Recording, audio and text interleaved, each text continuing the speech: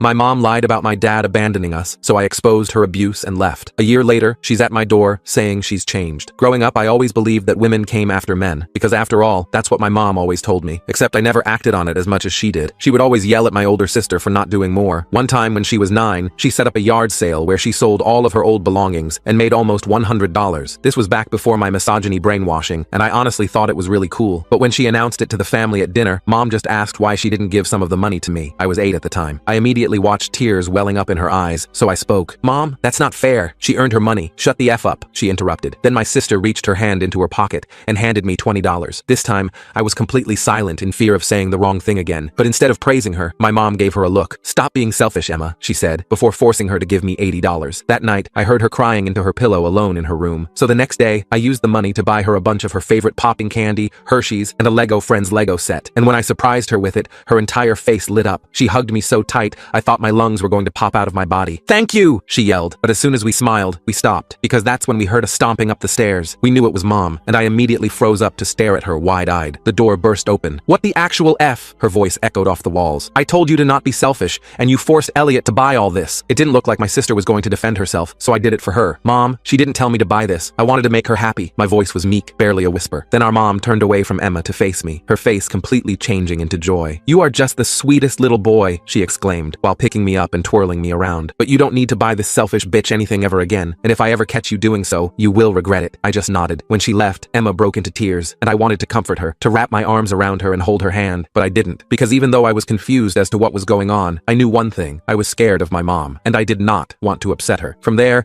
I started seeing Emma as much of a burden as our mom did. Whenever there were dishes to be cleaned, I would scream her name at the top of her lungs, regardless of who actually left the dirty dishes there. And whenever my room was dirty, I'd tell her she had to clean it. Looking back, I wasn't even angry at Emma. Beneath it all, I loved her. I was just acting how I knew my mom would want me to. From there, I could hear her crying herself to sleep every night. She started eating noticeably less than before, and her once contagious smile was replaced by a permanent look of sadness. But unfortunately, I never did anything with these observations, because I truly believed that if Emma could just somehow find a way to make our mom happy like I did, then our mom would stop being mean to her. Therefore, it was all Emma's fault. I didn't even know about the concept of a scapegoat or sexism, and sometimes I'd even try to tell her this. But it wasn't until I was in 7th grade and won a Silver Science Fair award that she actually listened. Because in response, Mom took me to Six Flags and let me eat at the local diner every day for dinner. I was allowed to eat as many pancakes as I wanted, with unlimited maple syrup. So the year after, I watched Emma pour her heart into science books. She completely stopped hanging out with her friends, and instead would plan her science fair stand. That year, she came first place with gold. I still remember the smile on her face as she ran home. It was a joy I hadn't seen since we were children. I myself was pumping with excitement, because I truly believed this would bring our family back together